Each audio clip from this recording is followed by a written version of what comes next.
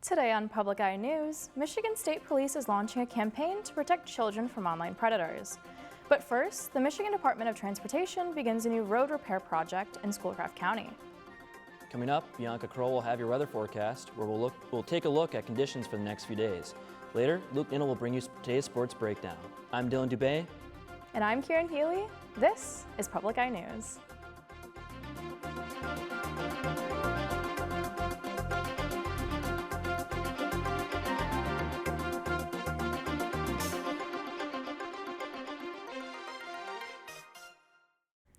Beginning today, a part of M77 will be down to one lane as part of a resurfacing project in Schoolcraft County. The 10.5-mile section of road begins at US 2 and ends at Pine Street in Germfask. Improvements as part of the resurfacing include new pavement markings and adding rumble strips and guardrails. Ramps will also be added to the concrete sidewalks that are already along the road. Construction will only be during the daytime, with traffic regulators present to control the flow of vehicles. The Michigan Department of Transportation estimates the cost of this project to be at $2.8 million. A 3-year performance warranty is also included in this project. The construction is expected to be completed by October 31st. And in Marquette, technicians at the local UP Health Systems Hospital voted to approve a new union contract. The Marquette Ancillary Staff and Technologists Union had been bargaining with the UP Health System since March of this year. The union president cited community support as a main reason for a, quote, strong contract, which will seek to increase staffing and reduce turnover. This comes after the hospital's registered nurses union agreed on a new contract just earlier this month. Terms of the new contract for technicians include an 18.75% increase to wages over the duration of the contract and adopting the same health insurance that the UPHS nurses currently receive. The contract will last until 2030. The Michigan Department of Natural Resources is urging residents to be aware of increasing fire risks during the fall season. The DNR says that spring is typically when Michigan's fire risk is at its highest. However, in the wake of the massive ice storm this past March, downed wood in northern Michigan forests, combined with an upcoming series of dry autumn afternoons, have created potential circumstances for unneeded destruction. The DNR reminds residents to prevent forest fires by checking permits and weather before burning yard debris, keeping debris piles small, building fires inside a metal ring or pit, never leaving a fire unattended, ensuring tow chains don't drag and cause sparks, and to avoid using heavy machinery like lawnmowers in dry areas. And the Michigan Department of Lifelong Education, Advancement, and Potential has announced the launch of their Advisory Council on Transfer Success. The council, located in the Office of Higher Education, aims to assist statewide efforts to improve collaboration among Michigan's community colleges and public universities, create more pathways for degree completion, and readily prepare more students for in-demand careers in the state, says MyLeap. A primary objective of the council is to manage the state's Transfer Success Project. The project will be utilized for improving the success rates of transfer students and streamline credit transfers between institutions. The Advisory Council will see the assembly of leaders of Michigan's higher education, where they will meet quarterly through June 2027, when the transfer project will conclude. And as memorials continue for murdered political activist Charlie Kirk, lawmakers on both sides of the aisle say they are concerned about their safety and that it's time to address the radicalization of people online. Natalie Brandt has more details from the White House. Take a look. Lawmakers here are expressing continued grief, sadness, anger, and fear following this assassination, but a number of lawmakers also calling on colleagues and Americans to lower the political temperature. Supporters, activists, and top Republicans gathered at the Kennedy Center Sunday to remember Charlie Kirk. White House Press Secretary Caroline Leavitt spoke about his influence on young conservatives and on her political career. Every time I take that podium, I will think of Charlie Kirk. I will remain inspired by his courage and his conviction, and I will continue to speak the truth as Charlie did so well. President Trump confirmed he will attend Kirk's funeral Sunday at Arizona's football stadium in Glendale and blamed the radical left for political violence. If you look at the problem is on the left. It's not on the right, like some people like to say on the right.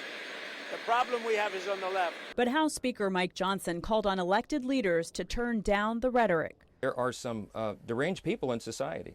And when they see leaders using that kind of language, so often now, increasingly, it spurs them on to action. I think this could be a turning point, frankly, to use Charlie's term, for the country, and I hope that's true. CBS News has confirmed the Trump administration is asking Congress for $58 million to increase executive and judicial branch security following Kirk's assassination. And he supports more funding to protect lawmakers. We're keenly aware that there are people that are irrational, that do irrational acts. Republican Senator James Lankford and Democrat Chris Coons appeared together on Face the Nation to call for less divisive and more respectful dialogue. The internet is an accelerant. It is driving extremism in our country. It's driving us apart, left and right. The senators also want Congress to revisit proposed legislation to protect young people from dangerous online content. House Speaker Johnson says he's leading a memorial vigil tonight on Capitol Hill. And Vice President J.D. Vance is hosting an episode of the Charlie Kirk Show podcast, he says, to pay tribute to his dear friend. Natalie Brand, CBS News, the White House.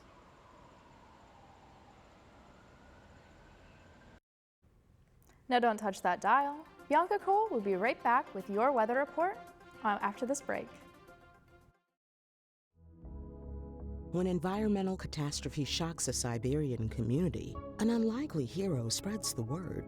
Эти пожары выделяют токсичный газ, который загрязняет воздух, посевы и грунтовые воды. Despite government threats, she embarks on a dangerous quest to reveal the truth.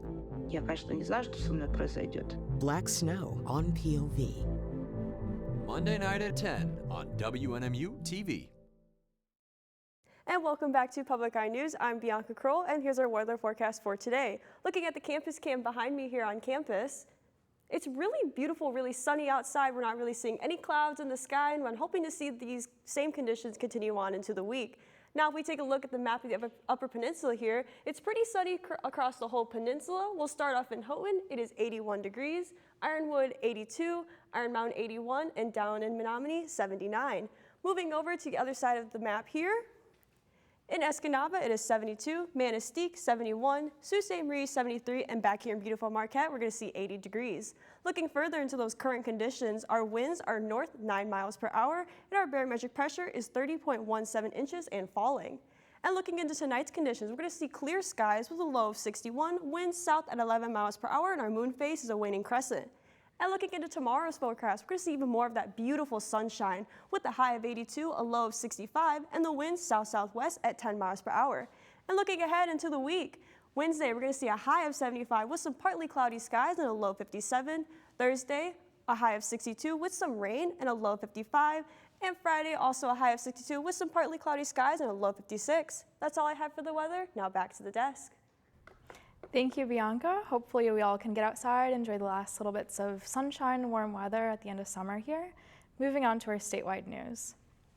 Today, the Michigan State Police launched a campaign to raise awareness about the dangers of sexual predators on the internet. Called Opening the Door, the campaign is meant to educate parents of children who use the internet and inform them about the risks of talking to strangers online. The campaign encourages parents to use parental control settings on the internet and speak with their children about being safe online. Videos created for the campaign will be shared on social media platforms until the end of the year.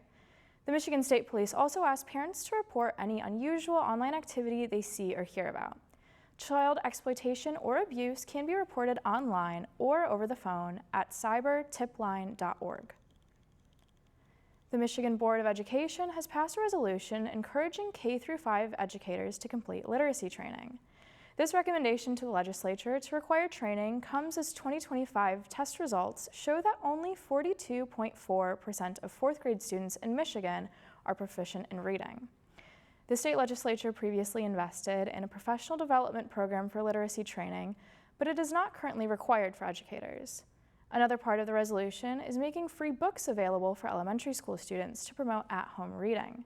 Improving literacy levels is one of the goals specifically outlined in the Michigan Strategic Education Plan and is a point of emphasis for the current Board of Education.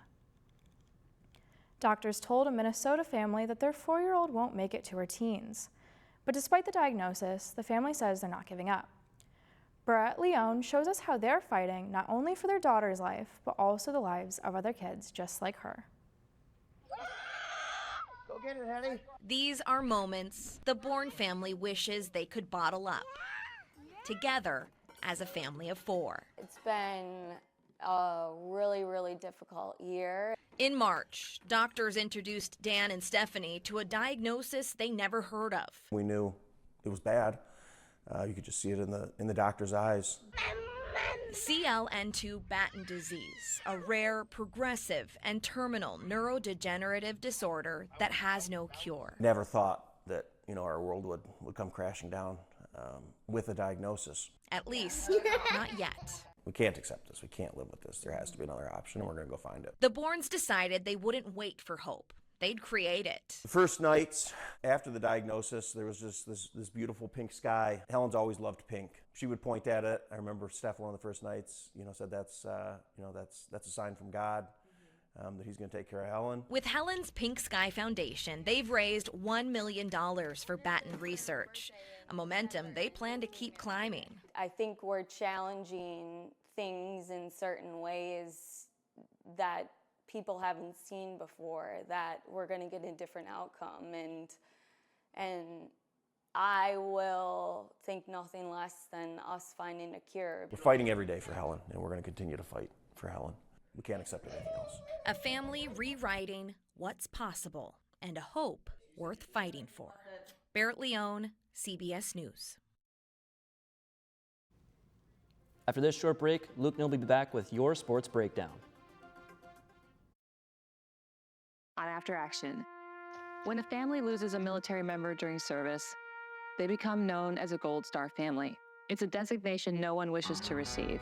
We talk with Gold Star survivors, 3 veterans who were compelled to serve after losing family members in the military. How come I had to be the kid that grew up without a dad? I always tell people that it literally changed my whole entire life. Tonight at 9 on WNMU TV. Welcome back to Public Eye Sports. I'm your host, Luke Niddle, and I'll be taking you through our first sports breakdown of the season. Leading off with some football, former Wildcat QB Steve Mariucci will be the first player in program history to have his number retired. During his time with the team from 1974 to 77, Mooch captured 2 All-American nominations and led the Cats to the program's only national title in 1975. During that 75 title run, the 1988 NMU Hall of Fame inductee captained the Cats to the nation's top scoring offense at 43 points per game. Mariucci still holds program records both in total offensive scrimmage yards with over 7,500 and 47 passing touchdowns. Mariucci's number 18 will officially go up in the rafters October 11th during the weekend of the 50th anniversary of the national championship team celebration. Speaking of football, the Wildcats lost a heartbreaker to Division I St. Thomas this weekend, 20-7. The Tommies were the first ever D1 team to visit the Superior Dome since the grand opening in 1991. Both squads proved why football is a game of inches with a score of 7-6 with just 7 minutes left in the fourth quarter before St. Thomas pulled ahead with a 24-yard passing touchdown courtesy of Tommy's QB Andy Peters. Neither team could convert third downs through stifling defenses with a combined rate of 7 for 25. The Wildcats now look to regroup and throw everything but the kitchen sink at Davenport for homecoming this upcoming Saturday at 1 o'clock. And ending off with some soccer for a triple Cat scoop, the men's team went to battle with the Lake Erie Storm and came away with a 1-1 draw.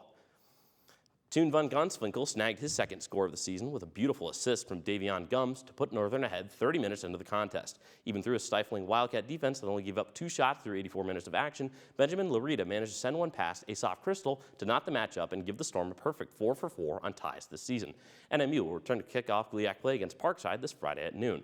That's all I have for sports. Back to the desk. And that's all the time we have today on Public Eye News. I'm Kieran. And I'm Dylan. And we'll see you next time.